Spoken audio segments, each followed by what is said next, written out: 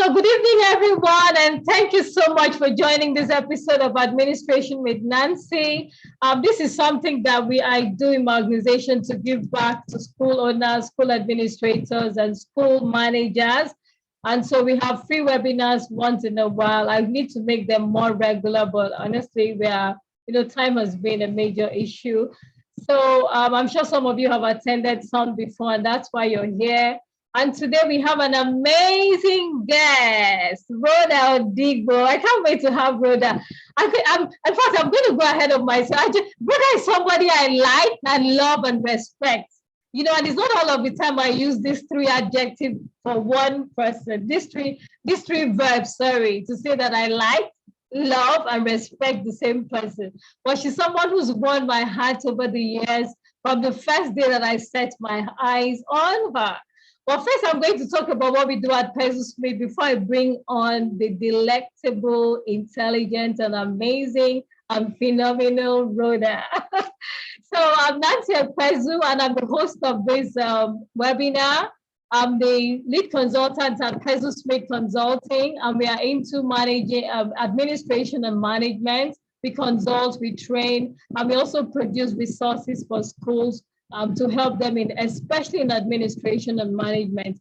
I'm also the author of these three books, The School Administrator's Companion, which I know a lot of you already have, Dear Educator, which was my first book published in 2019, and my latest book, The Effective Boarding House Administration. So if you haven't got any of these books, I don't know what you're waiting for. You should get them right away. I had a promo recently, and today I had to send out the last batch of books that for the people that ordered. So that is it about me. It's not about me today. It's really about Rhoda. So I'm going to go on right away and introduce the topic, which is what school administrators should know about the curriculum. I kid you not, I've been a school administrator in 4 reputable schools. Curriculum was really not my thing, and I didn't pretend about it. I would tell them, look, I'll create all your policies, I'll do your procedures, I'll make sure operations move really smoothly, I'll make sure people are ethical and professional. The curriculum, I always had a team handling that. But I do know that there are some things that school administrators should at least know about the curriculum, because if you're going to be involved with making policies, with getting things done, then you should actually know about every part of the school. I did my little bit to start to read the much I could and just, get by. But honestly, it's not my thing. But I don't think I did excellently in curriculum as a school administrator. And I wouldn't want that to be the case with everybody. So we have Rhoda here to throw light on what you should know about curriculum as a school administrator. And believe me, she's the go-to person when it comes to curriculum that I know. So I'm going to read out Rhoda's profile. I'm going to share it right away. And after that, the floor is going to be hers. Okay, so I hope you can see the screen. So Rhoda began her career as a classroom teacher in Lagos, Nigeria. Her love for teaching and the science of learning drew her to supporting teachers and parents in exploring new ways that lead to learning outcomes. These experiences drove her to starting one of the first education blogs in Nigeria, sharing methods that worked for her students in partnership with their parents. She began consulting for public and private schools and volunteering in under-resourced schools. As part of her social enterprise journey, she became a 2016 Tony Elumelu Entrepreneurial Program TIP Fellow. She's committed to unlocking opportunities for the African child through education, and she does this really well. In 2018, Rhoda joined the Bridge International Academies as Director of Academics, leading academic programming for 63 community schools. That is huge, across Lagos and Osun states. As part of this role,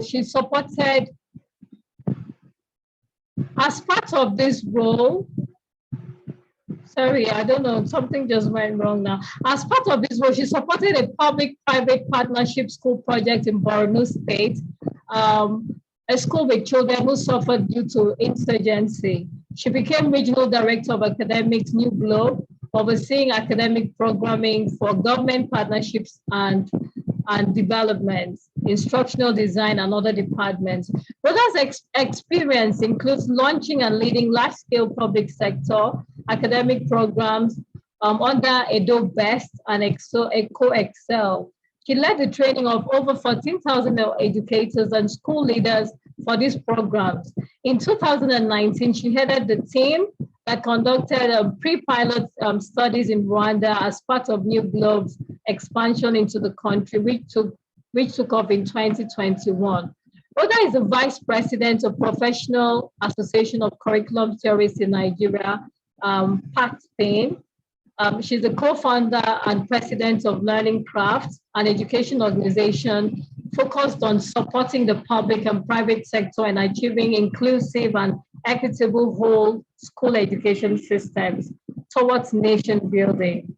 She's a learning strategist and curriculum theorist. She's an advocate for inclusive school systems that build an ecosystem rooted in the science of learning, a culture of care and relationships for meaningful learning experiences. She has special interest in digital literacy, social, emotional, and academic learning, SEAL, and green education. She currently serves as the head of Africa programs at Kizazi. Kizazi is a global education nonprofit that supports development and breakthrough modern school models across the world. So, ladies and gentlemen, school owners, school administrators, managers, please make welcome my friend, she's someone I look up to. I don't just call Rhoda a friend, I look up to Rhoda a great deal. Please welcome Rhoda Odigboh to this episode of Administration with Nancy. I'm going to make you a co-host now so that you can share your screen and in case you have any. So Rhoda, I'm unmuting you right away and the floor is yours.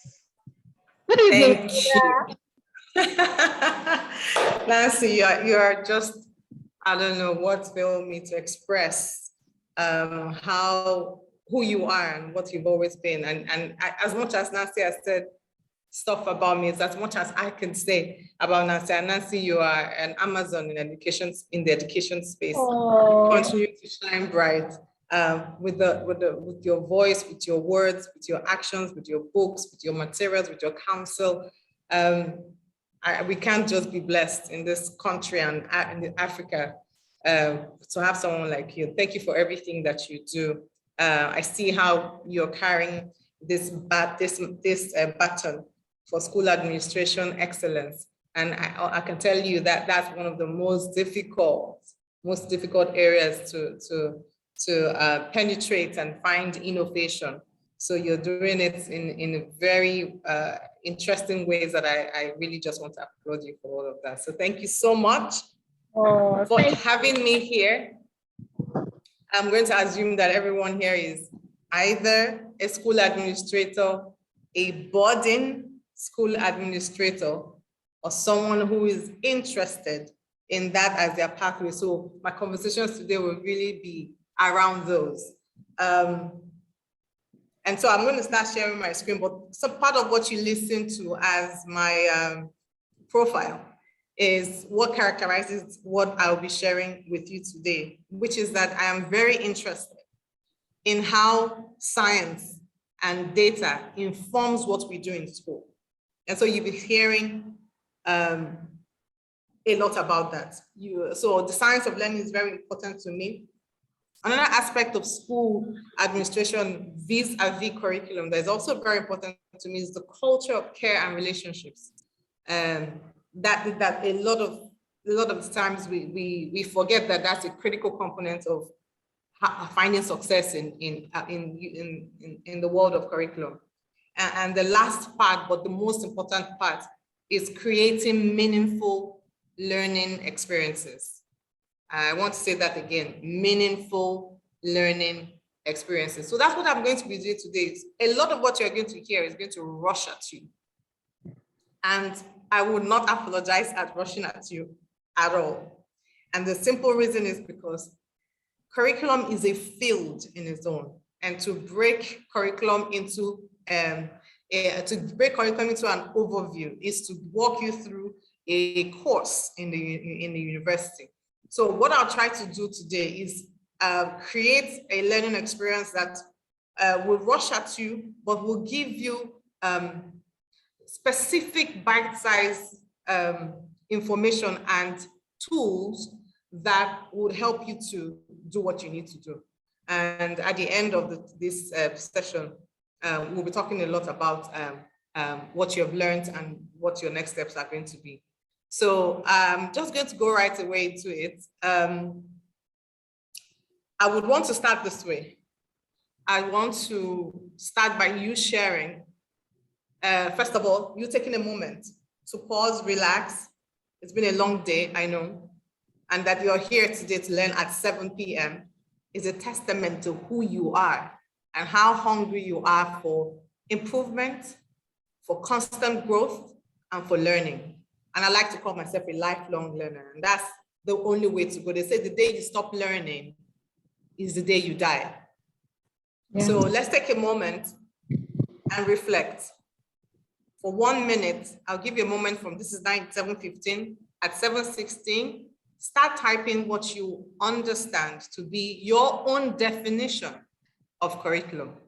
Your own definition of curriculum. I'm not going to share my screen right now because I want to start saying your comments at 7:16. That's 1 minute from now. So I'm going to keep quiet and pause for you to be able to reflect and share what you think. What is your own definition of curriculum?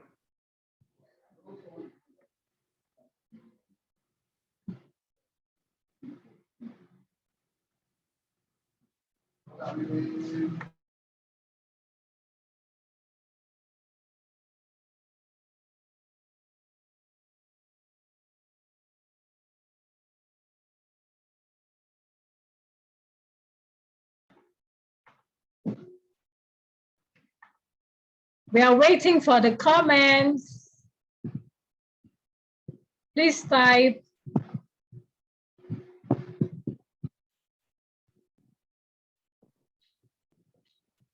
Waiting for your comments now. It's 7:16.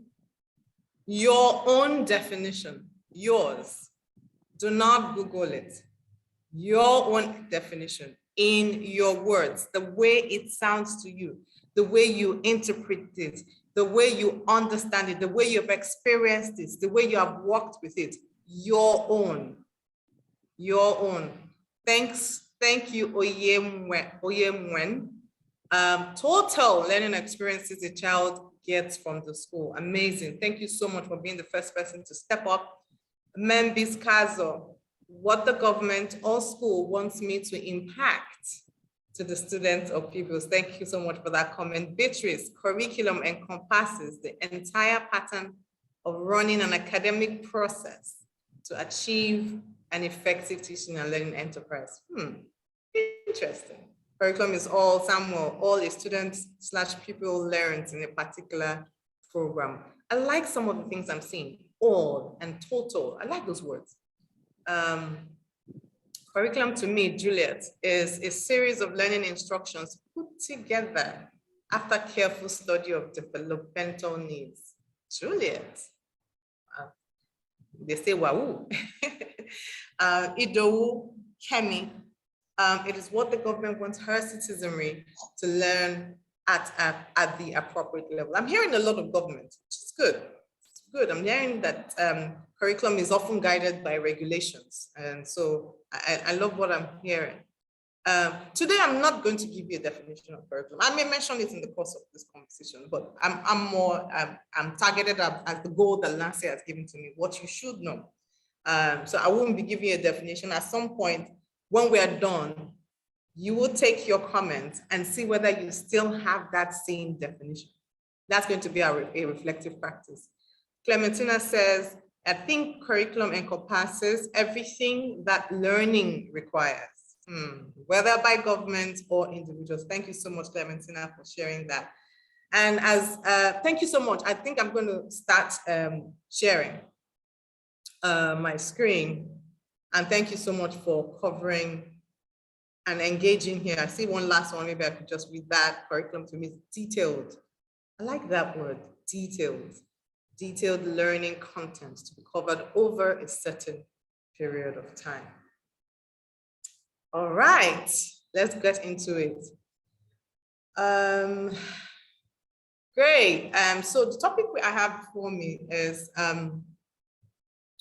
it's titled what school administrators should know about the curriculum. And I'm going to try to do justice to it as much as I can.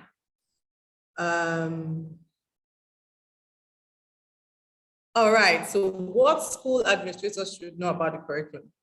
If you look at the picture on your screen by your right side, you'd see a child reading through a book, and on this child's table, on the student's table, you see all their materials for learning.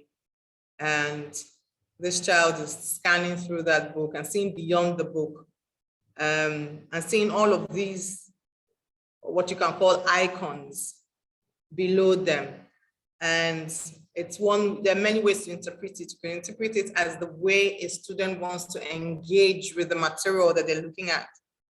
You can also think of it as a way the student is interpreting the material they're looking at beyond that book. But one thing we're learning today is that everything that we do in the service and delivery of curriculum, and I'm using those words carefully, in the service and the delivery of curriculum is for the student, and it's for a future that we are unaware of. We can postulate, we can use data to inform all we're doing. However, it's a future that is always unknown, however predictable. So what school administrators should know about the curriculum is this curriculum is always about the future. And that's going to be, if you take anything away today, take the understanding that whatever you design today, deliver today as your curriculum, should be in service of what a child requires to succeed and thrive in the future. Because guess what? The students you're teaching right now are not going to use the end result of the curriculum the moment you're teaching it. The curriculum is always best served in delivery, in service of what the students will need in the future. All right, a little bit about me. You've heard about my current role, but this is my family. I always like to share about them. This is my husband. His name is Dozier. Dozier is the man. I used to say he's the man that lets me fly, but someone corrected me. I was like, lets you fly, let's. Well, so I said, okay, the man who flies with me. So yeah, that's my husband. These are my kids. My son is currently 16. He's in his 6th form college. Next year, he'll be off to university. My daughters are 12. They're twin girls, and they're the ones that make me restless at home. And I've done a bit of work in my life. So the Learning Craft I co-founded, currently serving as the president in a much smaller role, but most of my capacities right now working across Africa with Kwizazi as head of Africa programs. And I have launched just 2 academies where I'm training and working with educators to build their skills and their capacities and their dispositions around what we teach and learn in today's world. Enough said about me. Here is something that you must have seen before now. Pretty certain that you must have seen this. And the day I saw this, I was very happy. And the reason why I was happy was because this picture tells a lot about what we're doing in our classrooms with the curriculum today. We have one rubric for kids, and we use that one rubric to judge what they're capable of doing. We say all children will access this particular content by doing a series of objectives. They will do long division, they will do trigonometry, and they will do it this way with this objective, this one method. And that method is Lord and all, and nothing else counts. And forgetting that we are all very different human beings. And here is some person saying for everybody, for there to be a fair selection, everybody's going to take the same examination and ask them, all of them, to climb that tree. Well, Albert Einstein, one of the greatest minds of today, shared with us about our education system. And it says that everybody is a genius. But of course, if you judge a fish by its ability to climb a tree, it will live its whole life believing that it is stupid. This is exactly what's happening with the curriculum today. We're judging a lot of students ahead of time. We're designing a document, a blueprint, a learning experience that doesn't engage all of the children. If that's what you're doing, that's something you're going to start stopping today. And you're going to recreate a curriculum system that ensures that every child has a keyword that I'm going to say now, access to the curriculum. Access is until someone is being able to retrieve and use that objective, that lesson, that person has not accessed your curriculum. I'll flip it as if you judge everybody, if you judge a monkey by its ability to swim, the monkey will live its whole life believing that it's stupid. And a lot of kids in our school systems think they are stupid because of the way we have designed our curriculum and the teaching and learning experiences within our school systems. Here are my favorite quotes. I use them to plant ideas in your minds. John Dewey is one of the major thought leaders that helped in moving and advancing curriculum development and design in today's world. Now, make no mistakes, a lot of the innovation we're seeing in education today did not come from core educators. It actually did come from other fields. So the field of psychology, of sociology, of anthropology, of philosophy. These folks were the great thinkers of the time when we were moving in the different phases of education systems. And I love this too, that it's here. And this also is important as you think through what you should know about the curriculum, that if you teach students today what as we taught them yesterday, no doubt we'll be rubbing them off tomorrow. And that is to say that you must teach and view your curriculum as towards the future. The second part is saying that if you give children, students, something to do, not to learn, and if the doing demands them to think, learning will occur. When learning occurs is when a student has accessed the curriculum. And I'm going to be speaking with students. I think I'm going to try to stay away from students because I want you to picture a child in mind and stay there. Because sometimes when we think of students, of the children that we serve as a group, sometimes we tend to lose the very importance about seeing that group from the perspective of various kinds of individuals. And that's why we can give the same kind of rubric to children as a curriculum document or experience and expect all of them to consume it. And then, of course, naturally share what they know about it. Doing is what you should know. So if there are keywords we'll take from here, just at this point, is future and the act of doing and something that demands thinking. Very critical, something that demands thinking. All right, so towards future readiness, as mentioned, that what you should know about school curriculum is that it's towards the future. I like this, this slide, particularly because it kind of covers almost all the needs that we have. So if you're thinking about curriculum, you have to think about curriculum from meeting needs. Curriculum serves to meet needs. Most of what we're doing in the field of education now is to meet the needs of work and that of education. Now, education is a very big word, and that's why I carefully use education without using learning, because it's a separate thing. Learning happens in the course of education. what we try to do is to meet these needs, and there is value to meet these needs, because of course we want to get our kids ready for the future, ready to be able to work, whether it's of self or for others or as a team, which is what all of us are actually doing. It's either we're working for ourselves or we're working with someone or working in a partnership. So work needs and education needs, with not much recourse to meeting social needs, life needs, and balance needs. I'm even challenging myself today to say, is there a balance? But yes, because curriculum is designed to serve, there is a balancing act that needs to happen. And so these are like the 5 areas of needs. So if you are doing the needs analysis of your curriculum, you should be thinking, am I meeting the future world of work skills? Am I meeting the current trends in the education? Am I using what data is telling us about how children learn? Am I also meeting their social needs?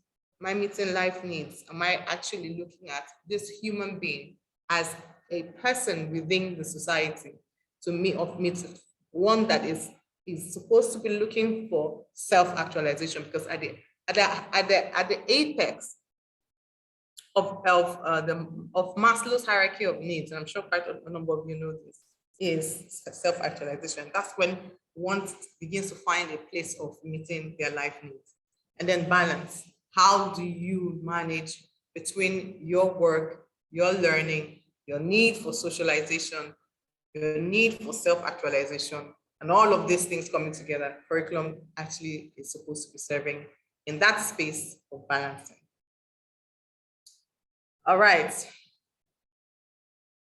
So I have a reflection activity, and I want you to share this activity with me. I want you to share this activity. It's a question for everybody.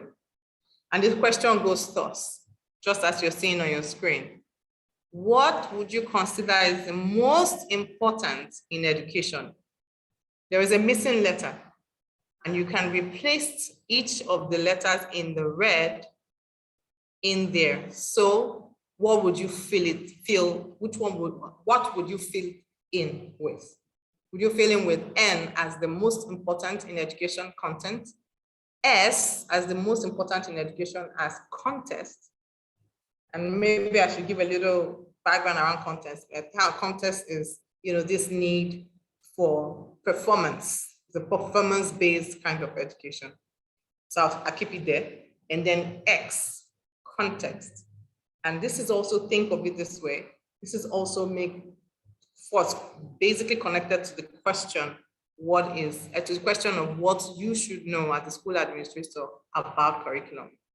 So what is most important to you? If you were to think of this, would it be content that's most important in education? Contest from the worldview of performance-based education, or context from, the environment and how the environment conditions for learning.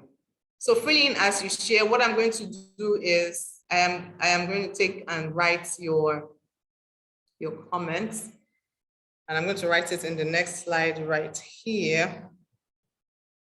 I want to document your responses. That's what I want to do. So permit me to do so. I can see people, I see content, X. Can you make it a full word as you're going? I see how many contexts. How many contexts? 1, 2, 3, 4. I see N. How many N's? Okay, so we have, right. Nancy, could you do me a favor? Let's work together on this. For content, let's count how many we have, and we give our results so we can share. Nancy, are you there? Yes, I'm here.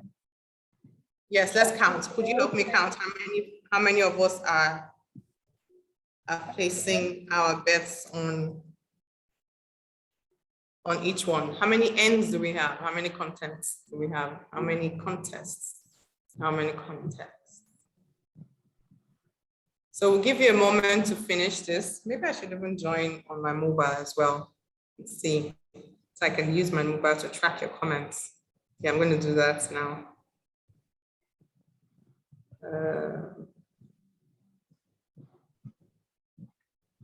So no more comments coming in. So should we say this is a truce and we can begin to count?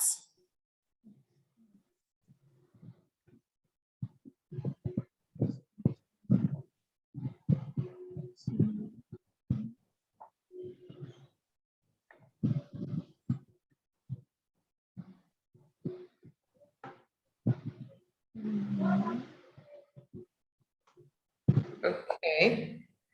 I want to count. Okay, so we're still getting some feedback. I'm gonna count how many contents so far. Pastor, do you have a count for us?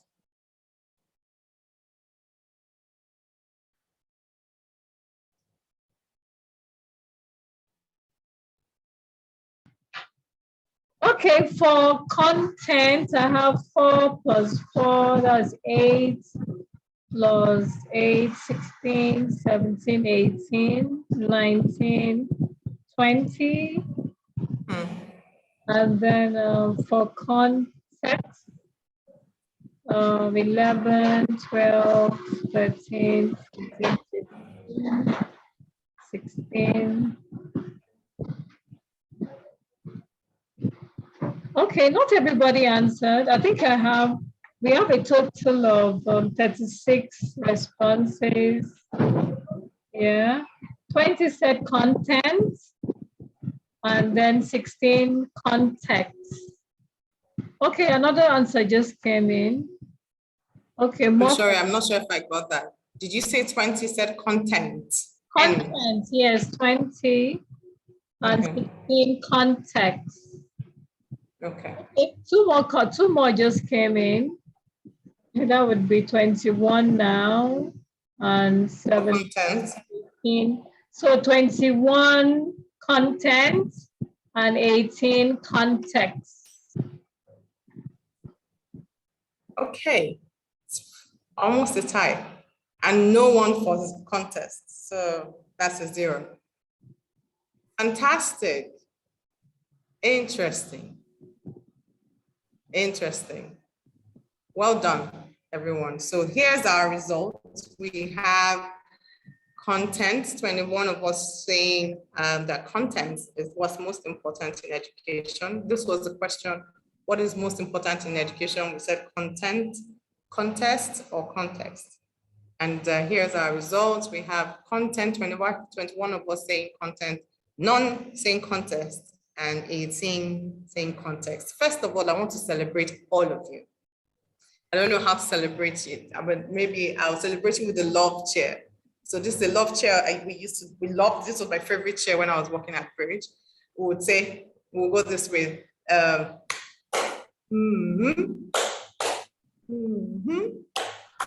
To you. So I'm celebrating you with the love chair, precisely because no one mentioned contest. Education is not, I mean, as much as the world tries to imagine and think about education from a performance perspective, it is not the most important thing in education. Actually, the other 2 things lead to harnessing what performance will look like. So content is what the children get to learn. Of course, that is the materials that they engage with. And then context is the condition in which they engage the material, right? So think about any of the environment, think about the learning environment, think about their own predispositions to learning, thinking about their background to learning as well. And I want to celebrate all of those who chose context, because the most important thing in education is context. Because when you know what context, how context helps to deliver a strong curriculum, then you can build the content that fits into it. Context actually changes and brings meaning, both as a shared thing for the entire school or to the individual, to everything we see and everything we experience. But in education, the idea, both the idea of teaching, of context, is always ignored. We forget how important it is that the way a child comes, the community that they live in, the way that their own personal predispositions, whether it's of their family background or from the communities that they have, I have mentioned communities, these things actually have a significant impact on how they consume content. Rather than looking at context, we often focus on what lives inside the context, inside the context. Content, what they learn, and the performance, which is the context, actually are existing in context. The belief that when you know a lot of things, when you know a bunch of stuff, and that learning it in a competitive environment is the way to succeed, to navigate the future, is one belief system that we need to stop having as school administrators. The educational system always implicitly, without knowing, implicitly assumes that learning in one context is easily transferable to the other. And that with that, you must have assumed that everybody is in a conducive place for learning. There is evidence everywhere that tells us that when we focus on content, and we focus on all the exams that they have to take, all the competitions that they will be part of, and then everything there, and the larger design of education to deliver content is because when they get in, when they do that, when they pursue meeting performance benchmarks, that is going to translate to real life learning outcomes. It's not always the case. That is why in curriculum, we're saying, take a good look at your context. Look at the data that is coming from there. What is the background? Where are the children coming from? What is the family conditions? What are the things that are accessible within their communities? And how those things can help to prepare someone for the world of work. The reason why many times we have children who are also bored in the classroom is because we have not prepared the environment enough for them to learn. So I'm going to talk a bit about context, and I'm going to share some data that will help us to begin to think about these things. And then it will help us to understand what we should know about curriculum. And I'll get to that. I'll get to the most important part. Now, let's look at through the ages. We started out as an industrial age where everything you needed to learn, you just needed to master it. Think about the doctors of the past. What did the doctors need to do? All doctors needed to memorize every part of our bodies. Everything that was inside of our body, doctors needed to memorize it. They needed to memorize how the nervous system was connecting to the respiratory system and all of that, and the different parts of our bodies. And that's because they didn't have access to the inner part of our body. The only time doctors had that access was what? Somebody needed to die, and then they'll cut up the person, and then they will begin to learn. That's how they learned about the inside, what was happening inside our bodies. But today, it's not the case. In the same industrial age was when most of what we were doing in the education space was trying to build people to work in the factories. So they needed to do a lot of memorization. There needed to be a sage on the stage who is the educator. The all-knowing educator that knew everything would come in and then teach them. The master, the expert will come in and teach. That was what it was in the industrial age. But as innovation came through and technology came through, we moved into information, the stage for information. And more information was coming to us because we now had access. Technology created the opportunities for us to learn even stuff from around the world. Stuff that we never knew could happen. Who knew that we could have laser surgery? Who knew? My kind of person, I definitely would be dead by now if I was living in industrial or pre-industrial ages, because I never had any of my children without going through a cesarean. And that's because I never dilated beyond 3 cm, no matter what. And so at this time, you can imagine that having 3 children, and I've gone through 3 pregnancies because I had a stillbirth at some point, that's to tell you the condition, I would have died. But I am not dead because I do not live in the pre-industrial age, because there was something prepared for people like me to be alive. And that's something that we need to keep in mind. What are we teaching today for people like me in the classroom to succeed? And as we move on, the stages and the ages are moving and are growing and it's changing. We're now even much more in an interconnected world where I sit here and I can learn from Harvard. I sit here and YouTube can actually teach me how to play the guitar. I sit here and you are hearing now from the top 500 companies in the world that you don't need a degree. That you just need to know what you do, have some experience and training. And if you're that good, they employ you. That's where we are now. And I would even argue that we're now moving to an emerging age of personalization, where we now have to start thinking, how can we ensure that we are personalizing curriculum to the point of giving access to all children? Like I said, at the top of this hour, is going to be a lot of information for you. But you're going to take it and you're going to make it as your common understanding. And you're going to make it rooted in your context, because all of you don't have the same situation in your schools. Some of you are from low-income schools. Some of you are from higher income schools. Some of you are from low fee paying. Now, low fee paying and low income is not the same thing. Please just get that. And I don't want to do a deep dive on that. But these things are different. And that's why context is important.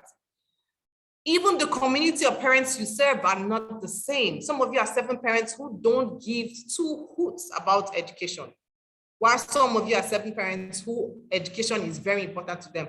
Now, for those of you who your context is that you need to carry your parents along to bring them to a place of appreciating the place that education takes, your curriculum has to look a little different than from any other person. So no 2 curriculums should be the same. I always say that when we call all these curriculum choices that we make, we use the British curriculum, it's nice, but you should, and if you take anything from me, take this. If you don't take anything from me, take this. There is no one curriculum that's perfect for you. Your curriculum should always be suited to the context. If you would ask me, there is a best curriculum for mathematics, there's a best curriculum for English, I'll take that word best out. I take that back. There is because best expresses a finality. Better expresses a progression, and that's where you want to be.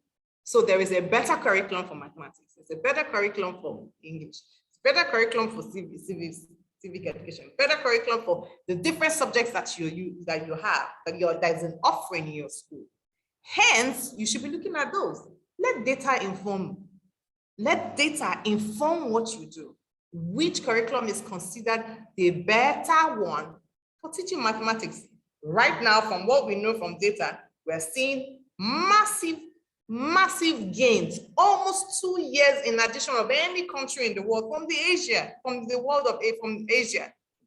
So your mathematics, if you're looking for strategies, that's where you should be going. You should be looking at Singaporean math, because if that's what you want to do, what are they doing there that is different from what you're doing or from what everybody is doing? Why are the students at 15 years old? Why are 15-year-old Singaporean students 2 years above level than any other group of children around the world? That's something to poke you to think. And that's the way you want to also think about your curriculum. So I want to ask you this question because, like I said, I'm going to drop a lot of things at you. You're going to pick it and you're going to try to use it to make your own meaning. But it's going to be helpful to you to understand how you should be thinking about your curriculum and what you should know to do. This question is for you. It says, what ways do people engage in reading? I want to see your comments. What are different ways that people engage in reading? Now, what I mean to collect from you, the kind of response I want to solicit from you is when someone is reading, how would you know that someone is reading? Will the person be using phonetics to read? I don't want to give you too many clues. What would you see to say that someone is engaging in reading? How can you tell that someone is reading? I want to see your comments. I'll pause a bit. What would you see to let you know that someone is engaged in reading? And this question is going to kind of also poke at you to make you begin to think broader context of everything that you're doing in your school. So I want to see your comments. Never mind, in my classes, there are not necessarily any right or wrong answers, and that's the way you should look at this learning from children, because every time someone responds in a way that is not positive, that person is actually expressing a form of learning. So something has happened when you question the person is expressing a form of learning. So someone says, Julia says, if someone says, acting or using phonics, the person is going to be using phonics, information that comes from the person. When someone is able to infer what they have read. Okay, so yeah, okay. Phonemic awareness, comprehension, someone who reads is open to other people's perspective, comprehension, application, use of vocabularies. Okay, so I'm going to change this question because I'm not getting the response that I want. What are the ways that people read these days? Presence of books, yes. Thank you, Banjo. Presence of books and concentration. That's a good one. That's exactly what I'm looking for. Thank you, AG Banjo, for that response. So yes, that's helpful now. So think about Banjo's response. Presence of books and concentration. What other ways would you say that you know someone is reading?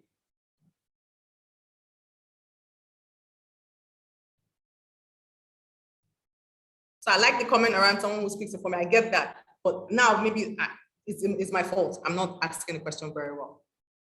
When you see someone that is reading, what would the person be doing? Yeah, I think that's a good way to check this. I'm happy with your responses and I like that you're engaging, and this is just definitely good. Actively engaging on the screen. So I've seen the second one that I kind of like. Engaging on the screen. Let me take that note.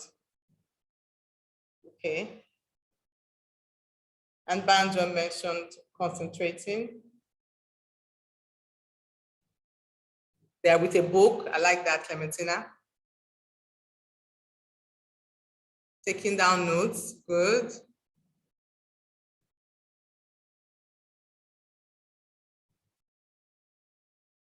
Good. Have writing materials. High level of concentration. I see that. Writing. Okay. There's a focus, keywords. Okay. Okay.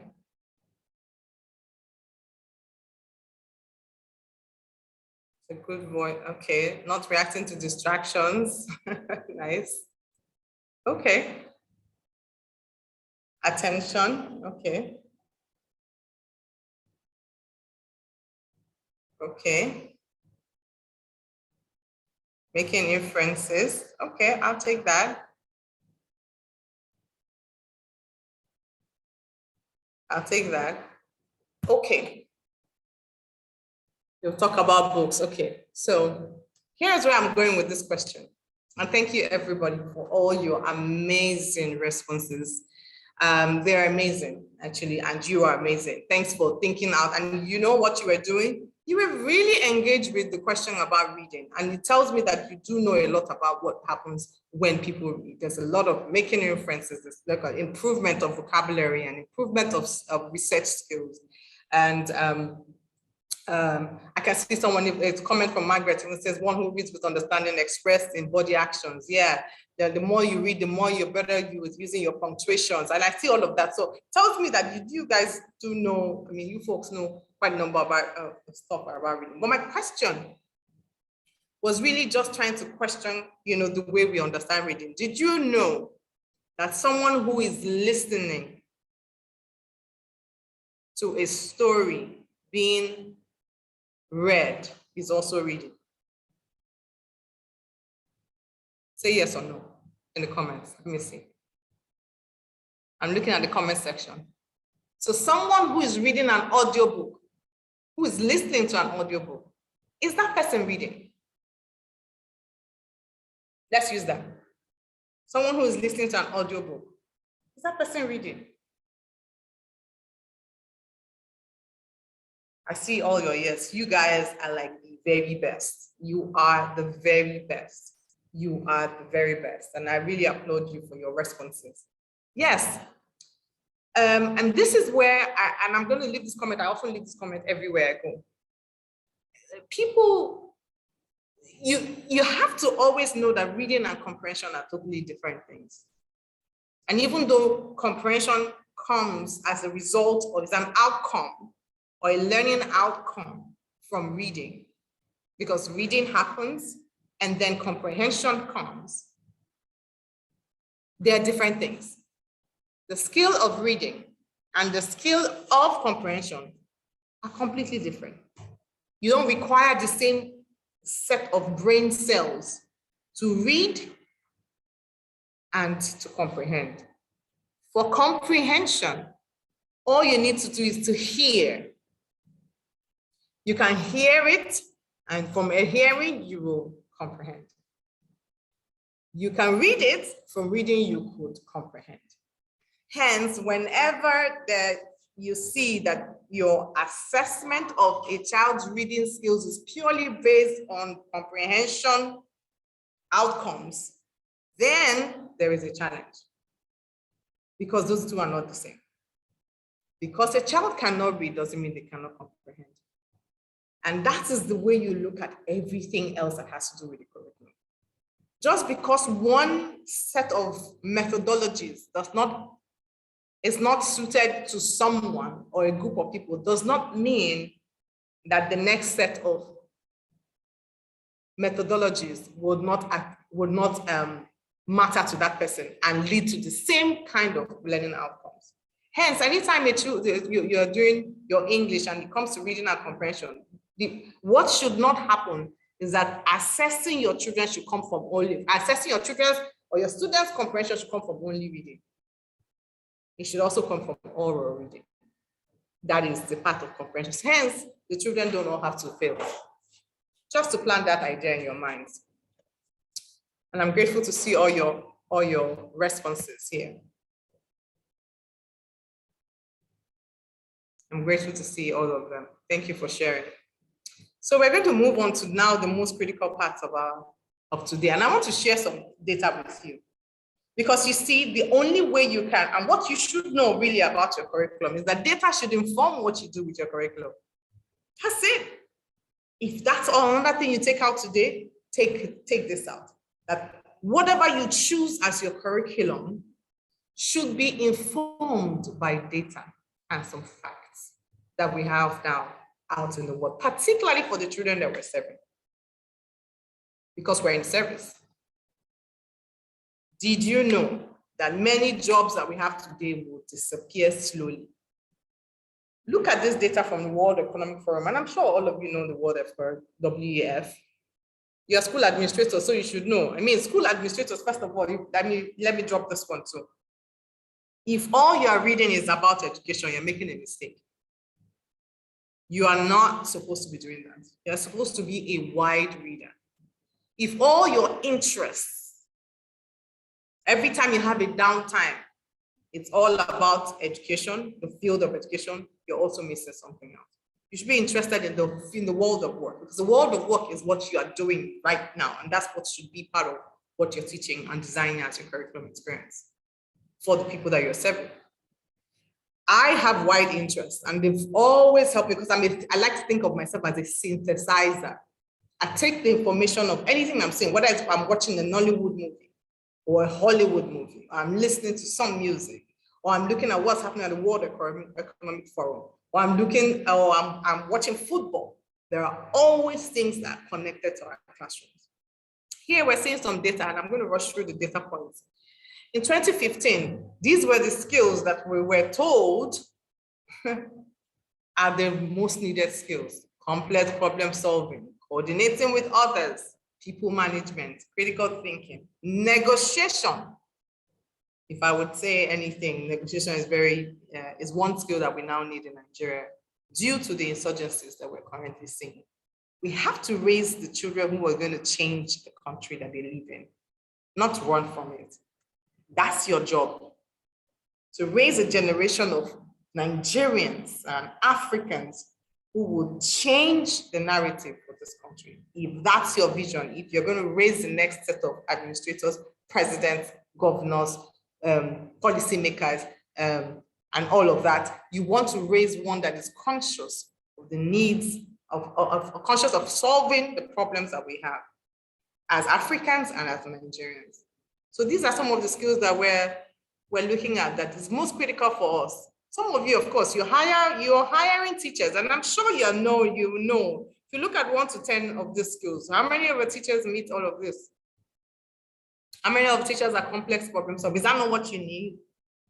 How many of the teachers work and collaborate with each other? How many of the teachers can manage people? People management is the same thing as classroom management in this case.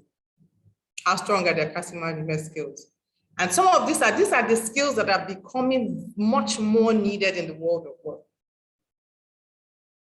And I'm going to just quickly go by. Those are 2015 to 2020. Look at 2022, the year that we're currently in. We're being told that there are declining skills. The skills that are declining, all of that memorization, they're declining. Nobody really needs them. If you even take a good look at, WAEC, you see how WAEC has evolved. So someone called Tolulope is messing up our screen. Tolulope, please, could you stop doing that? Thank you. And that's it. This is what technology does. We can tell who is doing this on the screen. It's easy to see these things.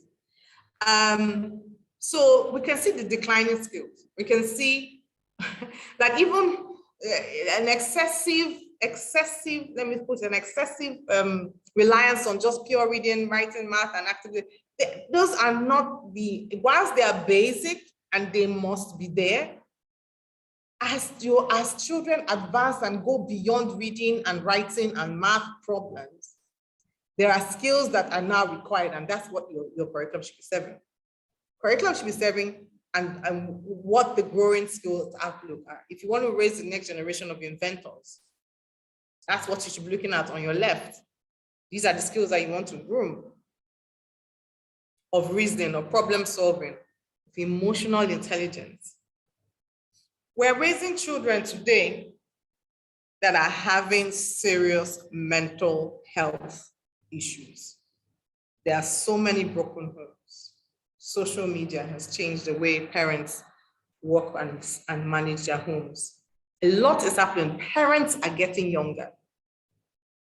And as parents are getting younger, you are having probably Gen Z parents who are of the Gen Z generation. Many of them are freelancers.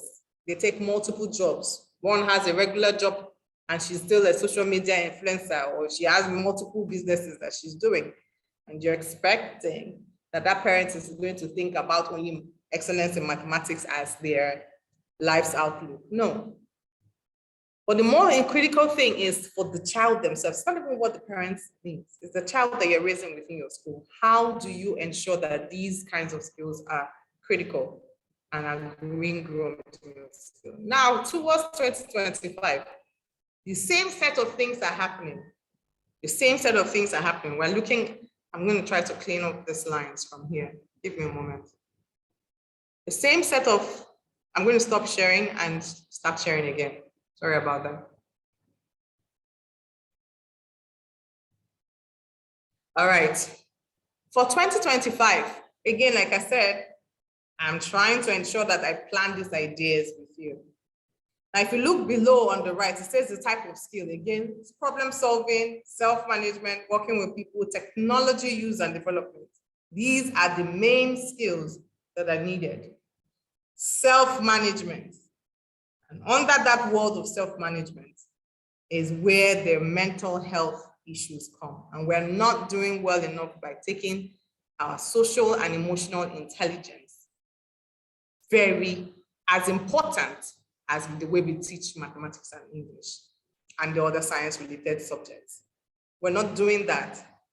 We've ignored the place of a child's capacity to self-manage as playing a significant role in their future life's development.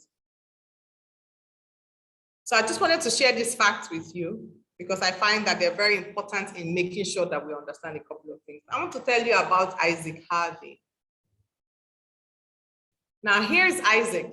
In the comments section, please tell me what you think Isaac can do. Here's Isaac Harvey. I don't know if any of you have heard about him. What do you think Isaac can do?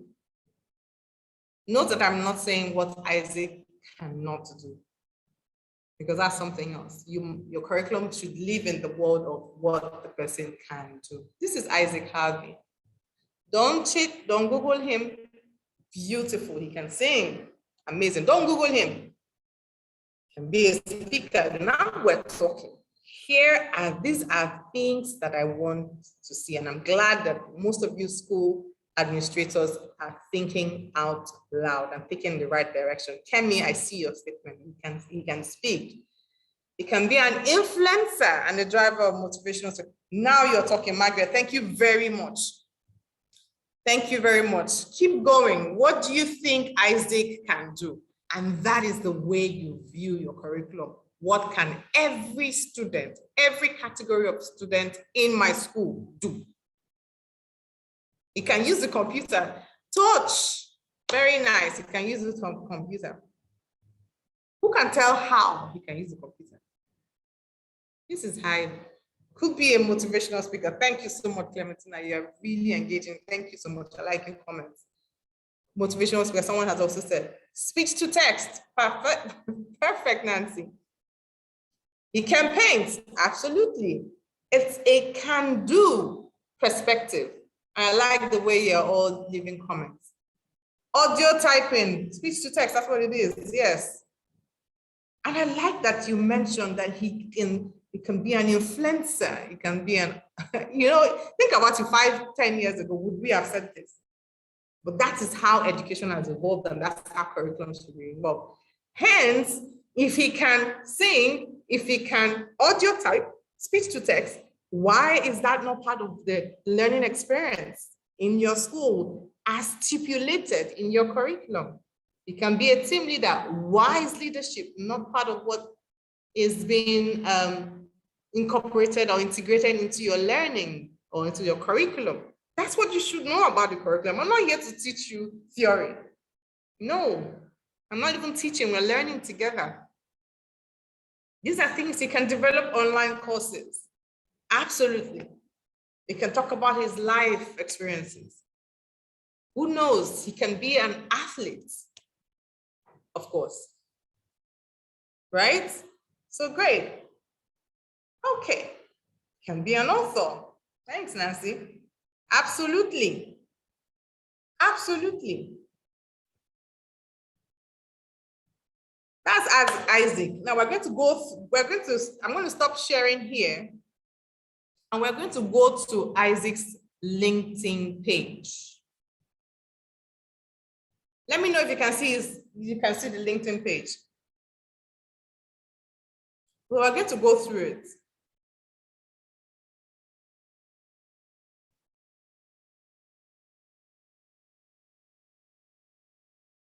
All right. So Nancy, can you help me select somebody who's going to read this? I just picked out this post of his before we go into looking at his page. So you're going to pick out someone who's going to read what's on the screen. A post he did 9 months ago. And before the person does that, just take a look at this part. Here. Nancy, could you read this brief profile that he has here?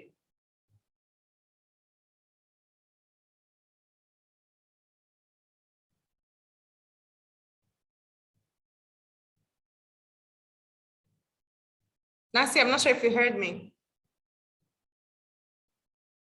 Oh, okay. I didn't realize I hadn't unmuted. Unmuted. Say just this part that is blued now. Okay, so Isaac Having, most influential disabled people in the UK, 2021, president at Wheels and Wheelchairs, LinkedIn creator, disability advocate, honorary freedom and video editor. Some of you mentioned video edit. Was it someone? Yeah, someone mentioned content creator or some. Yeah, I think so. Can you see it now? Beatrice is saying she can't see. Okay. You can't see the page. Oh, I'm sorry about that. And Okay, I wanted Margaret to read something. Okay, maybe we're not sharing directly. Maybe you just clicked on it. But you can see it, right, Nancy? If you can see it, that means they should be able to see. Because I'm a co-host, I'm the host, but others might not. Okay, someone says she can see. That means it's been shared, yes. Good. Thank you. Margaret, quickly, if you could spend a moment to just read this post that he shared. Maybe up to this, just read. Margaret, if you can see it, because you said you can see. Margaret, can you unmute Margaret so she can read this post? Okay, Margaret, where is Margaret now? Margaret, can I see Margaret here? Let me see if I can find Margaret also. Margaret, yeah, I've seen her. Margaret Odigboh. Yes. I've asked you to unmute. Okay. Okay. Yes, I'm unmuted now. Okay. Can I go ahead? Yes, please. Okay. July is Disability Pride Month. For the longest time, I didn't really know what my purpose in life was. As long as I can remember, my feet have always been in a lot of pies. Years and years would go by and multiple people would. No, we didn't lose Margaret. Would say, you need to go on. Go ahead. Can I go ahead? Go ahead, please. Okay. And I will always put it off because I did not want to do that, as I just want to live my life. But over time, I have had a better understanding of life, and I have been through a lot of hardships, which have really got me down, and I have learned a lot on how I have overcome these obstacles.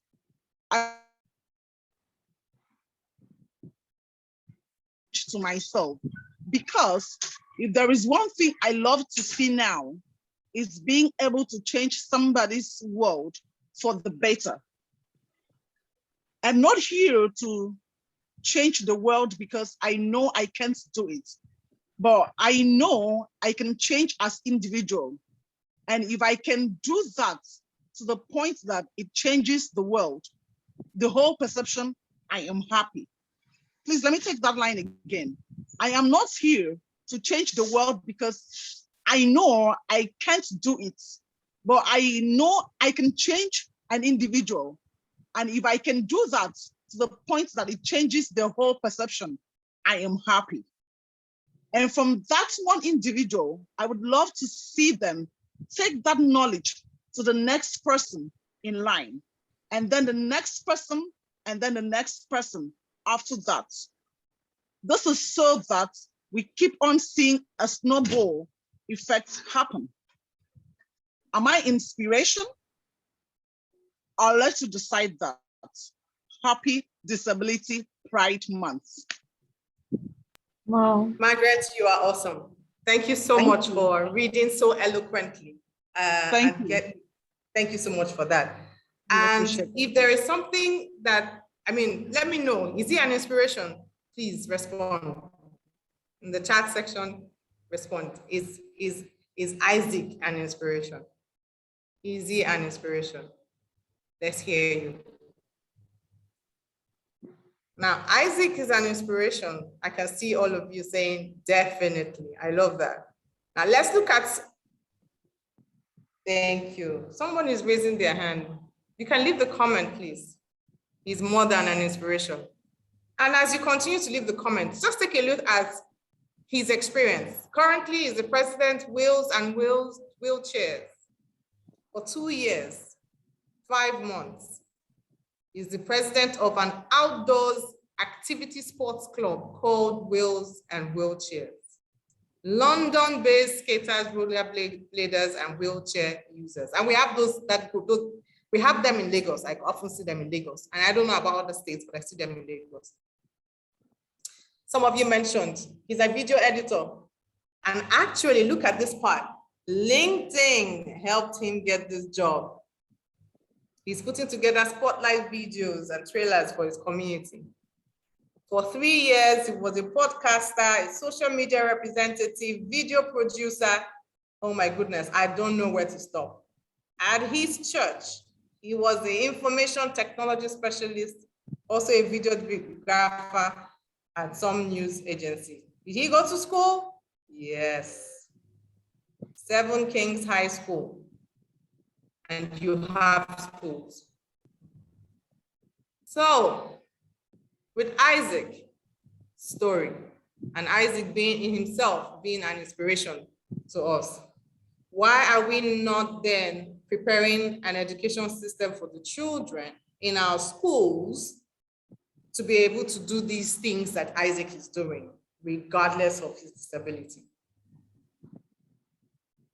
We aren't even doing the things for children who do not have these obvious physical disabilities, for those sets of children to be able to access these kinds of opportunities.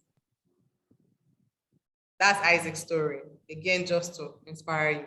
And I'm going to start rushing now. The skills that are required, and this is something that you should know. This is something you should know. The skills that are required are migrating from non-routine cognitive skills to interpersonal skills, because a lot of jobs are being lost due to automation. And I'm hoping that this website opens. This data points to opens. And I'm going to share this with you so that you can spend some time to read. Now, notice what I'm doing. I am doing things as I'm going through this section. I'm actually walking you through life, through living, so you can make the connections of what you do. Now, here is a document, and I'm going to share this in the comment section. Take some time to read this material. It'll be very useful for you as you plan what should be in your curriculum. This material talks about a skilled workforce for what? Strong, sustainable, and balanced growth. I'm not going to go through it, but I just wanted to show you an example of what is happening in today's world and all the changes that are happening. And those are what you need to do. But this tells me a lot here. All of this introduction all the way to part 1. But let's look at part 1. You will see it says demographic change, educational attainment, equity and inclusive growth, globalization of markets, technology and innovation, climate change and transition to green economy. And guess what? There's a blue economy. That is the economy under the water. There's a lot of the new billionaires are going to come from the green and the blue economy. Are you teaching those things? That's what you should know about the curriculum, that it should be informed by what's happening in the world of work. It should be informed by what data is telling you. It should also be informed by the context, the conditions in which children are coming in, so that you can plan and prepare for them. And like I said, you should not think of curriculum as one choice. Like the way we mostly brand this year. I run the British curriculum. Something is missing there. So I'm going to share that. Maybe I should go back and just quickly click on it so you can see. And I'll share it in the comments. I've shared it. This is a material that you need to have. And download it so you can read it. It's going to be helpful. All right, so in this case, what skills should students, okay, there's a typo here. What skills should students be learning in curriculum?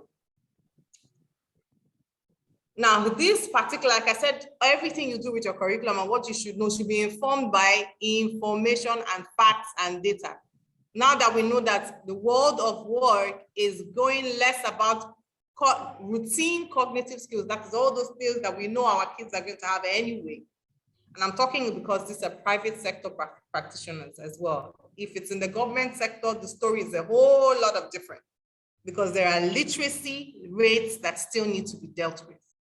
Obvious regular literacy and numeracy fluency rates that need to be dealt with in our public sector. So I'm not speaking to you from a public sector perspective. I'm speaking to you today from a private sector perspective. And that's what context means. That who is listening to me is in the private sector today. So I'm speaking to you from that perspective, and I'm using that context to ground our conversations today. Now look at the skills, watch this chart. And this is I'm going to get to something that looks like this eventually, which is going to inform you that in your mathematics, every time you skip statistics, probability, geometry, measurement, because you cannot cover the curriculum of the number operations and all the fractions and all of those ones, you are skipping a very critical skill component for the future world of work. Those are not the skills to skip in your math curriculum. I'm just dropping that, but we'll get to it. Watch here, the skills categories. You would see what is declining, and you would also see what is improving. And it's basically the evolution in skills category. So physical and manual skills. In 2002, 33% of total skills needed was based on physical and manual skills still. And it's continued to reduce. 2016, 14 years after, 31%. By 2030, 26%. When you think 26, think of it as 1 out of 4 people will need to. 1 out of 4 of any population will need physical and manual skills. Is that a significant population? Yes, but guess what is going to happen? It's dropping. Hence, that's not what should be your focus. So all the memorization and verbalization of all the knowledge skills, attitudes, and dispositions should begin to they should be there, but they should not take center stage as what characterizes your curriculum. So you can see that it's dropping. Basic cognitive skills also dropping. While higher cognitive skills is staying on the same balance, but it's going to be going up. Look at the parts that are going up. All of this here is going up. Social and emotional skills. People are now required to know how to have better self-awareness, self-management, relationships, and decision-making skills, and all of those. And tech skills have the most significant jump from 11 to 16. And because of this demand for higher level thinking skills in the labor market today, it is now bringing to us a real challenge in the kind of curriculum that we're presenting to children that we're teaching. Because the system is already overburdened, then how can we then bring this in?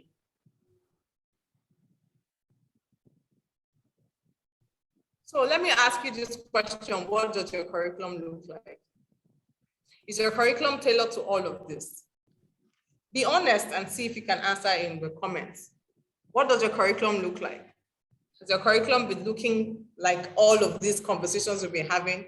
But while you're thinking about that response, don't worry, don't share in the comment section. I moved that away so we don't waste time, because we spent a long time already. I like this picture because this picture tells a story of the kinds of curriculum in operation in many schools today. Children with various abilities, with varying abilities, are accessing the curriculum this way in different forms in our school systems. The reality is that the kids who are smart are the ones that are cognitively smart, right? academically smart are the ones that are accessing our curriculum. They are the ones that the curriculum is designed for. And that's the reality. That's the one that the child that before you say Jack, the child understands. And school celebrates that, those children. That's great. Have you ever wondered why we're not celebrating the most improved as well as we're celebrating the A students? Let me say that again, as well as, with probably better celebration. Why are we not doing that? That's what's happening here. The reality is that some children will never access your curriculum because your curriculum is not designed to meet them. Some people try. They give children the same things. Now think of those, what you can call it boxes. I'll call them boxes for this case. Think of those boxes as the access that you're providing. The kind of curriculum that you give either gives access. So if a curriculum that is mostly dedicated to just the core strategies and methodologies of children to learn, read, memorize it, give it all back to us, pass your exams, that's all, without multiple options of assessment, multiple options of instruction, multiple options of even curriculum. This is it. That's what you're seeing as reality. In some cases, they're giving all the children the same thing. That's what you call equality, but that child in the pink shirt will still not access the curriculum. Now, equity is where we want to be at, right? That every child gets what they need. But how about if there is no war? That's where we want to get to. We want to get to designing a curriculum that is liberating. So let's look at curriculum for the future. And here's where I'm getting to the nitty-gritties and almost coming to a close. Who and what should be part of your curriculum? That's another thing I want you to know. Who and what should be part of curriculum? So I've come up with a framework of your curriculum and the way that you should be thinking about it. So your curriculum should have the goals. You should think about context from the perspective of the culture within your school systems. You should have standards.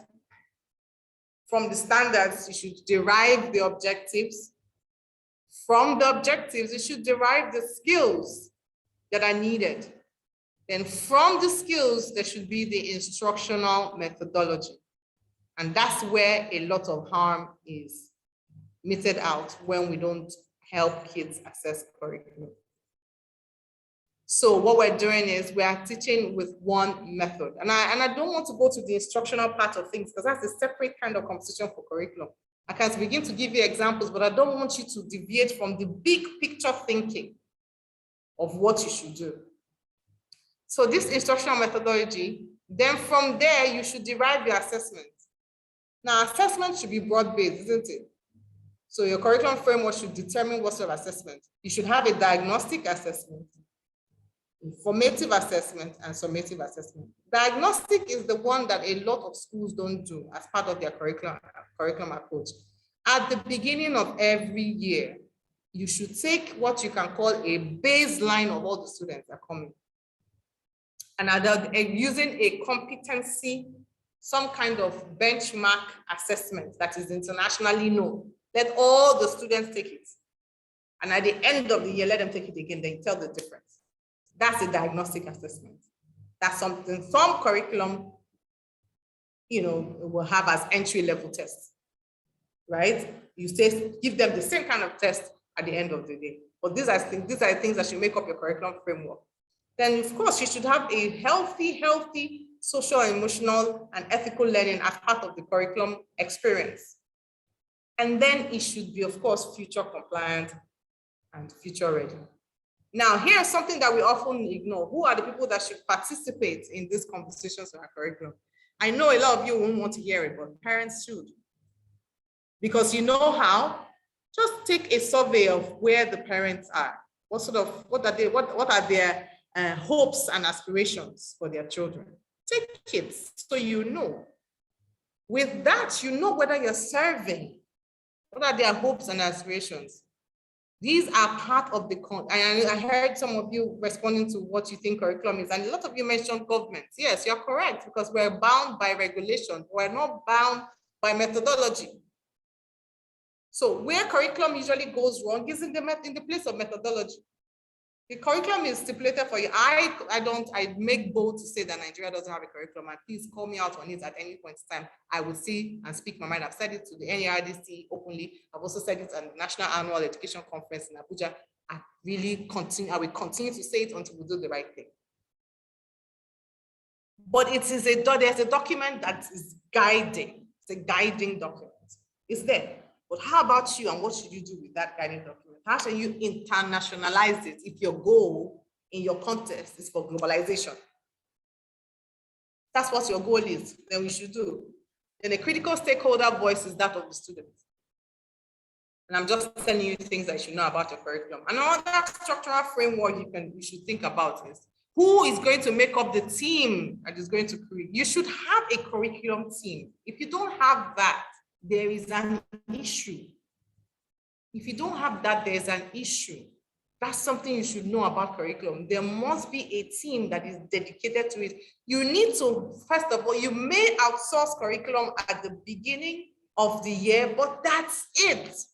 Within your school system, there should be a team that is dedicated to the restructuring of your curriculum, the restructure, the review, the auditing of your curriculum. You should have that. So you should have people who are playing that function. If it is you, then that's fine. Then you come up with a team annually that does that.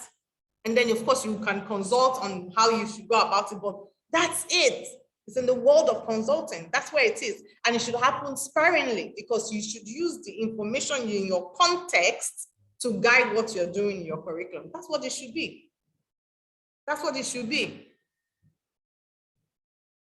So you should have a team. You should also do M&E. A lot of schools are not doing this. You're not conducting or collecting as much data that you need to collect. And then you should test programs. Now, I'm going to use an example to share this. If you want to introduce a new book, a new curriculum, in this case, let's use curriculum, don't introduce it at scale. No, you have to test it out. Introduce it bit by bit before you scale it up.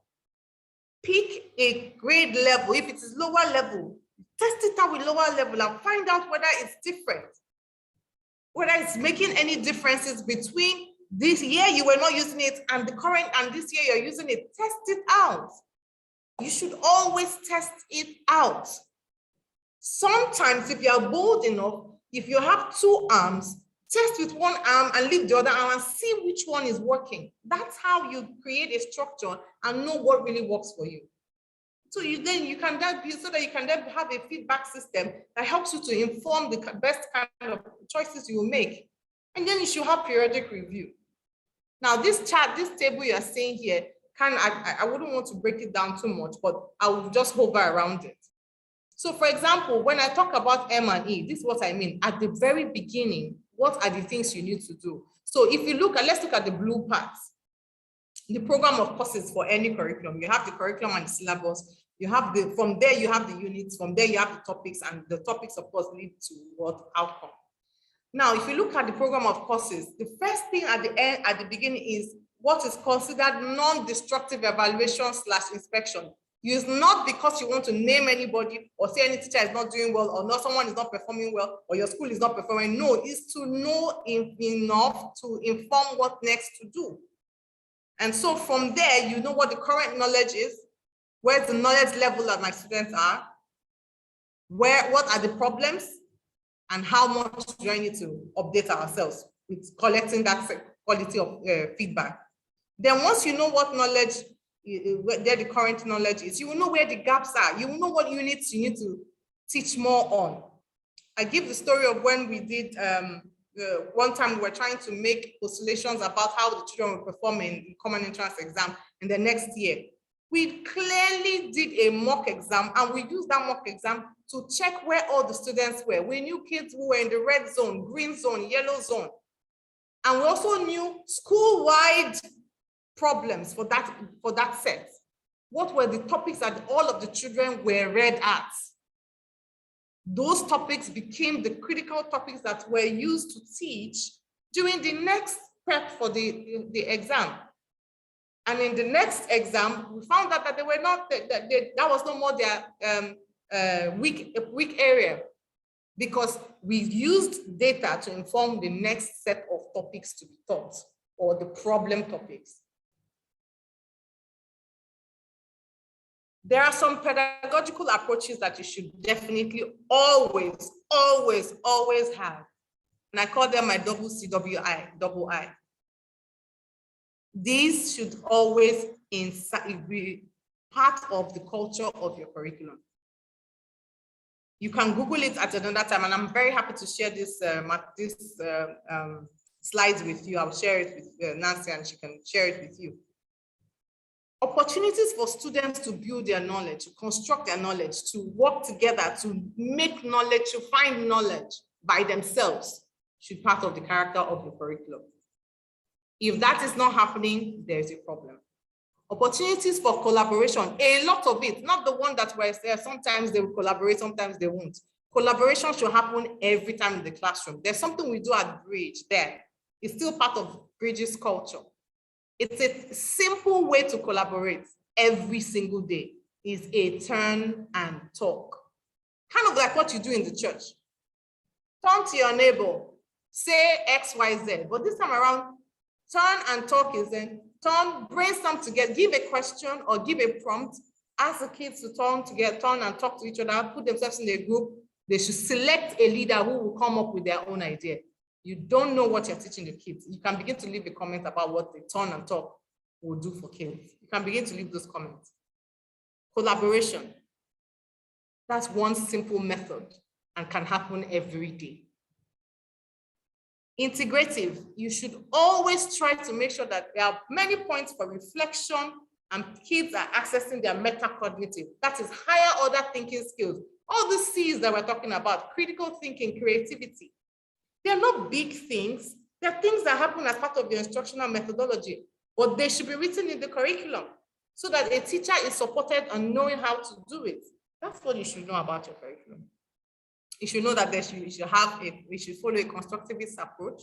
There should be a lot of opportunities for collaboration. It should be integrative, meaning that they should bring knowledge. So they take their theoretical knowledge, whatever, the one that we call the routine cognitive skills, where they memorize, verbalize, and all of those things. But then they should take that and make it into practicals. And from practical, they should be able to use it for themselves.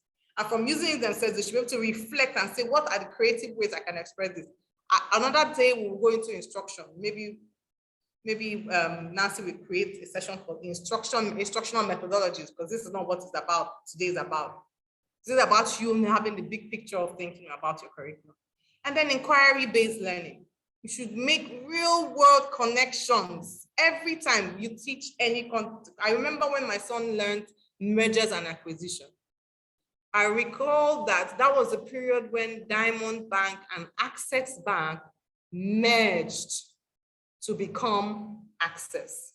I recall. And when he came back home, he was a very exciting topic for him. It's not surprising that his pathway is now in economics. But when he came back home, he was excited about that topic, and I was just asking him, and I was saying, as we were reading and studying together, and he was sharing all his learnings and all of that, I said to him, oh, did you guys think about, the recent M&A that just happened, maybe just as an example, even if it was just using the logo to discuss M&A, that is mergers and acquisition. They didn't, but I thought it was a lost opportunity for a teacher to use that as an instructional methodology, because that was within the teacher's purview. That's why I said, educators, you have to think and read widely and know widely. Because even if they took the tool, if you look at the current Access Bank logo, you will see that it's the combination of what Access was alone and what Diamond Bank was alone.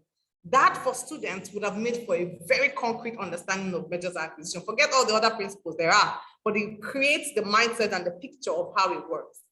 And that's what the curriculum is supposed to serve. The curriculum should now say, when in a mergers and acquisition topic, should now say, think about real world issues or examples of mergers and acquisition, e.g., companies that came together to join together, that came together and became one entity.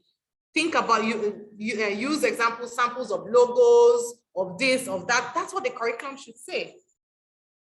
And the curriculum should think about the whole child, whole school. All of this is really about the whole child and the whole school. Because again, we're always thinking about the cognitive side of the child. We're not thinking about the social side of the child, the emotional side of the child, the physical side of the child, and the mental side of the child. Because we always assume that the child is only coming to consume content.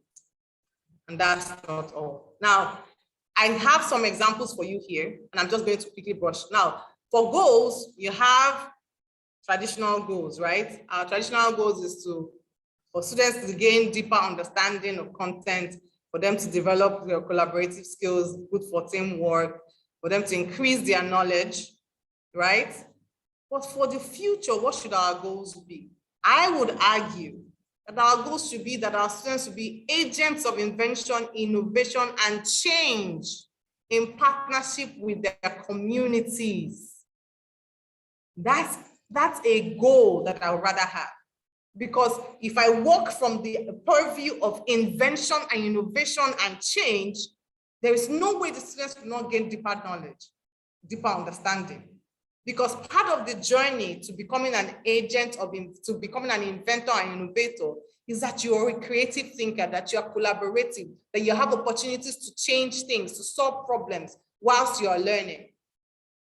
So think about goals from that perspective, so that you're not short-changed or short-charged. How do they say that language? Speak that English. English is not my favorite language, but I'd rather say it in my local dialect. But that's it. Think about those goals from that perspective. And then now let's look at content. These are the subjects that traditionally we have, but I can argue that we need to begin to think about the future subjects. And if I have anything to go by, STEAM is a critical one. The one that people are not looking at is green education and technology. That's where the next set of billionaires are going to come from. We're also not taking our statistics important in our mathematics. We're not teaching enough of artificial intelligence. These are the skills that we need to teach our children, including project management, robotics, digital literacy, because they will only engage digitally. Even now, the way we're making them to copy notes and write notes, I'm sure we still like it, but I can tell you for free, I'd rather have them critically analyze a book than copy the notes. And in Nigeria, we need to start raising a different set of people. This whole concept, in fact, when I'll give this example, and I've shared it a lot of times. Now said, I'm sure I'm doing badly with time, but let me know. Decided to relax because we're just getting so much value. We've actually done 1 hour, 40 minutes. My goodness. Okay, I have to end. Okay, so having a great quick example. That's why I'm taking it. I'm going to end. So this one thing that I want to share, for example, when I talk about governance, politics, and corruption, I'm not thinking about them as a standalone subject. I'm think about when I mentioned integration or integrative methodologies, is to take these concepts and infuse them into your learning. For instance, to deal with politics, governance, and corruption is to change all the comprehension passages in your books. Stop reading about everybody else and let newspapers become comprehension passages. Let cartoons that are politically inclined become comprehension passages, or picture work for the student, or things like that. Let a term's theme, dedicate one term to corruption. And every comprehension, every word problem in the math class should be asking children how to solve corruption in some case. And anytime you teach mathematics and there is no word problem, if any unit or topic is taught in mathematics and the children don't do word problems, another challenge. So Nancy, I'm going to try to stop. Here are assessment strategies that we traditionally know that are part of curriculum. But I would argue there are a whole bunch of assessment strategies. You can assess through speaking, listening, and all of these things that I have here. You would have this, but what if I've done anything is just to paint paint the idea in your mind that these are the things that you should know about curriculum. And I think I've talked about this. And I would only emphasize on technology, that technology should be the main conduit for curriculum delivery and servicing. And children should engage in it. In fact, I would argue, also design it. And I'm seeing a few schools that are making kids go through Canva, design a lot of things through Canva. I think that's so wonderful. And these kids know more than we give them credit for. And here are more and more examples that you will get the material so that you can start to look at how you will do this. Okay, so I'm just going to be scrolling through. You will get this material. What you need is a scaled up curriculum strategy. That's what you need. I know you all have your curriculum. You do. By all means, I know. But you now need to scale it up. You now need to start incorporating all of these lessons that you have learned about curriculum and making it more detailed in your curriculum document. And the reason why you need to document it is because you can't assume that the teachers will do it on their own just from a training. No, you need to document it and give examples. Like I just gave examples of teaching mergers and acquisition and how you could just put a sample of an example and the teacher can find it on their own. But if it's there, that's the way to support teachers, to make sure that they deliver on it. Don't assume that the teachers will do it. That is a mistake that a lot of administrators have made and continue to make. You assume that teachers are capable of doing these things. No, I disagree with you. They are not, even if they are. What you need to do is to give them the support by documenting the samples and the examples. And that's what they can build up for. So there's a whole bunch of things for you to know about what the new future ready core curriculum is. Many examples. You can actually look at this, find this Carl Hooker. I like Carl Hooker a lot about the way he thinks through curriculum. But think about this. But one thing I put in red here is focus on production. If there's anything you would take it out again, in addition from today, focus on production. What is production? Every time children produce something, every time they read, they produce a book, a manual, a book, a manual, an article, or something. They must produce something. Anytime they do science, what are they producing? Anytime they do mathematics, what are they producing? Production is key to a strong curriculum. Let them continue to produce. If you think about curriculum, we say it's a CIPP, right? It's a content, input, process, and product. The product is always the outcomes. But in this case, if you could include that children should produce material, something, whether it's something on the digital space or a physical or a manual, let them produce something after every unit. That is the way you can now see children using a lot of opportunities for collaboration and creativity. That's where it comes in. And here are subject areas of needs. If you would ask me, these are the areas that we need to start beginning to focus on in our subjects. In mathematics, please make sure that you do not skip data collection, measurements, and all of those parts of mathematics. That's the wrong thing to do. You're not teaching children and you're not getting them ready to interpret data, which is a key skill for tomorrow. Data science is one of the big skill areas. Language, the art of writing and comprehension, and even speaking multiple languages. STEAM, citizenship and character development, these are subject areas of need. Please definitely make sure that you work on this and you know that these things are very, very important. Then your standard operating technique should be that there's technology, that there are opportunities for production which leads to entrepreneurship, that there's social media infusion, that there is word problems and world problems. In our case in Nigeria, it's politics, governance, corruption, and all of those things. And then you're inclusive. And then you're taking care of the mind, the body, the spirit, the human being. These should characterize your standard operating techniques. This is what I want you to know about curriculum. So design all of these things. You will get this document. Here are my last words.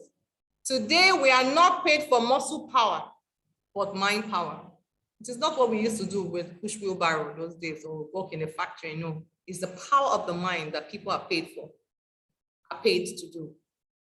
Don't think to drill, that drill to kill that we used to do, is to fill up the children, to skill them up, to fill them so that they are upskilled, right? whilst it's important to deliver your curriculum, but curriculum discovery with the children, which is why I say production is key. Oh, my light's out. Sure, we'll come back. Curriculum discovery is key with the students. And yes, that's where I'm going to be taking a small group of people on how to scale up their curriculum. Nancy is not free. Actually, it comes at premium. So if you want to reach me out for this, a small group of people are going to go through the essence of curriculum auditing, the essence of curriculum review, the essence of curriculum design. Those three components, they're separate because there are a whole lot of things there. I'm going to take in a very, very small group of people on it, on how to design and build all these things. If you'd like to reach out to me on that, feel free. These are my details here. And thank you very much. 2 hours, Nancy. Wow, Rhoda, they were actually begging me to allow you just go until the end. I know. Yeah, webinars are an hour and then we take questions after them. Sometimes 1 hour. I'm ready to take questions. It was for 2 hours, but honestly, we don't mind. We could go on and on. Thank you so much. How do I say thank you for this? Thank you so much, Rhoda. Thank you. And I'm sure I can take questions. Incidentally, all the questions I wrote for you have been taken there, like who actually is in charge, what about curriculum teams and all that, because I remember when I was a school administrator, we had the curriculum committees and the teams that used to really review and do all of that. And I learned it from an American principal that I had some years ago that I worked with. And it was a practice that I also continued when I was an administrator. So there are a lot of the questions I wrote have actually been answered. So I think everybody, if you have questions, let's just take 3 questions. Our time is fast. Okay. But I'm sure it's been really, really worth it. And that's why they're still all here.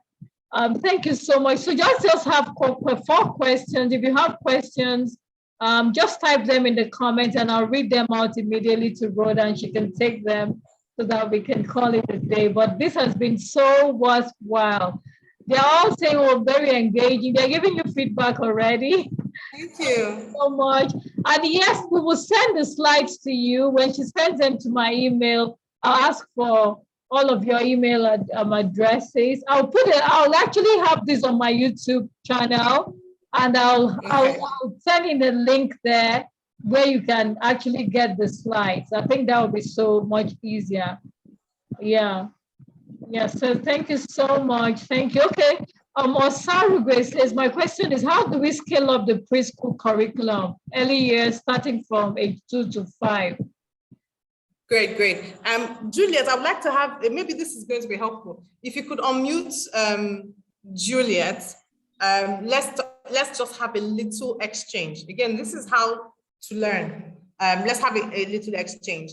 I just want to ask a few questions because many times when these kinds of, okay, Juliet, great. Yes, good evening, ma'am. Yes, Juliet, so let's talk a little bit. So you have the curriculum that's in action, right? Yes, ma'am. Yes, ma'am. And this curriculum, what would you say, just listening to everything that we did today, what would you say is what needs to be scaled up? Okay, I think there's nothing like technology in the curriculum. Good. There's nothing for critical thinking in the curriculum. Yes, I think those are the 2 main aspects that are missing in the curriculum. So for early years, you're thinking that tech is missing and critical thinking is missing. Yes. Let's talk a little bit about the core skills required in the early years. So could you share from your perspective what those core skills are? Okay, from my own perspective, I think we are big on communication. We are big on language. Yes. Then communication, language development. Okay. Yes. Then from my own perspective too, developing movement and stability. There's movement stability for the children. Yes. So from my own perspective, that's right. Yeah. Okay, so I would also add a couple of things. I would add a sense of safety. I would add, I'm sure you probably have that. Maybe, you know, I'll add a sense of safety, because is in the early years, we say school is home away from home, isn't it?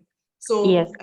you won't think of it like that. I would add, you know, that's when they build their fine motor skills. I don't know if that's what you include as movement ability. Maybe that's what it is. I'm just, you know, speaking up. And then I like the idea about communication. And then I would also add, that's when they build their foundational literacies, isn't it? That's where they build it. Their foundational literacies of identifying their letters and being able to make their sounds and things like that, right? Particularly for those between 3 to 5, you know, when they start to take bite-sized learning. Then, and yes, so I agree with those. And so for you to scale up so you just talked about technology as the gap and critical thinking as one other gap. For kids that age, critical thinking is something they do naturally. It's actually we adults that try to stop them. So in the process of the instructional methodology that should happen in that case is that every time they work, there's opportunity for them to exchange questions. You see, critical thinking is one thing. One thing that can only be born by questioning. So most of the strategies that you need to now have is, rather than do telling, which a lot of us do, a lot of telling is more of asking to solicit response from the children. What do you think this sound will make? Instead of, this is letter A and this is the sound. You know, that kind of thing. So it's more in the world of instructional methodology, just a method. So inquiry, I like that you mentioned, and a lot of collaboration, because you see, the thing about early years that they do much more than, you know, human beings were naturally inclined to critically think. It's only shut down by adults or by our communities. You talk too much, keep quiet. Well, you stop talking. And the brain will stop talking too, because the brain talks and the mouth talks and the brain will stop talking. So yeah, the ways to scale it up is looking at your instructional methodology. That's what I would say. That's what you look at. What should be the core grounding practice for teaching? That's it. And then with technology, these kids are great with it. They're born with it. They wake up, they come out 2 months, they're pressing the screen. So it's something that also you have to now look at it, at what are the opportunities for them. So I know that there's so many early years apps. One that my sister's son used a lot even before, you know, and you know, in the US, they don't go to school early. So the kids learn from home. So he was using this ABC mouse. There was nothing they couldn't do with it. Like, this boy he could manipulate that app as if he created the app. You know, so opportunities for them to learn using apps.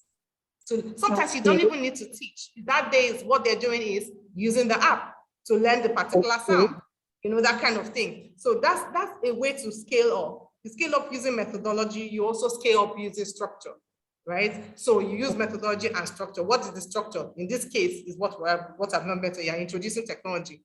But one thing that I know that also helps in scaling up is looking at your timetable. A lot of us don't critically analyze our timetable. We're not doing well with that. And that's a separate conversation. Timetable has become a nightmare to our curriculum delivery.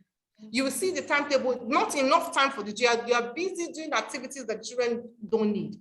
So you need to look at it and be jealous about the time that's the children, if it's early years, and you want to be jealous. Guard that their communication period, they're not, for example, in early years, I don't believe that the children should take anything less than 1 hour for reading. And mind you, reading is them also listening. You know, when we do the big books, when we do the read alouds, circle time, do not joke with circle time. Circle, so again, it's all in the world of instructional method. That's how you use it. So circle time is a structure. Nobody touches it, nothing touches it. It happens. That's why they build their sense of safety, their sense of collaboration, their sense of inquiry. That's why when they read a story, for example, they have to draw before they do anything. What did you see in the story? Draw the characters in the story. How did it make you feel? Use a smiley to represent it. That kind of thing. I don't know if that's helpful, Juliet. Yes, ma'am. Awesome. Thank you, ma'am. Thank you so much. Yes, ma'am. So what I've just done is the kind of engagement that you want to have with, children. So you first ask the question, get the response, and then support. That's how it goes. Like, someone says my question has already been answered. How do we involve scale up in our instructional design and have enough room to teach conventional topics? So Samuel, that's a fantastic question. Samuel, do we have time? Because my best way to teach is to have conversation. So Nancy, please forgive me. I need to engage with Samuel. If they don't mind, I'm doing this because it's going to be on my YouTube channel. So I want them, they can easily come back. Especially, right, okay. Yeah, or maybe okay, that's fine then. Yeah. Okay, that's fine. Samuel, there's a straightforward answer to what you said, and there is a not so straightforward answer. I'll go with the straightforward one, and I'll end with that. You see, let me say this. Yeah, you have to challenge status quo. You have to. I'm not saying that you shouldn't, that you succeed at that. No. But your mindset should be that you have to challenge status quo. And the only way to challenge status quo, particularly with conventional exams, topics that are required for external examinations, is that we're always thinking about it as though the only way people can do well in external examination is by learning conventional. No, that's not true. That is why production, let me give you a quick example. You can test photosynthesis in two ways. You can tell someone to define photosynthesis, right? You can do that. And I'm just going to end with this example. But you can also tell someone to express how photosynthesis is working. For instance, instead of defining it, you give 3 pictures of 3 plants. One, and this time around is you use colors. One plant is thriving. Another one is colored red. That the thriving plant is green. The other plant is a bit red, brownish in our context. And the other plant is not even growing. And you want to ask a simple question. Where is photosynthesis happening?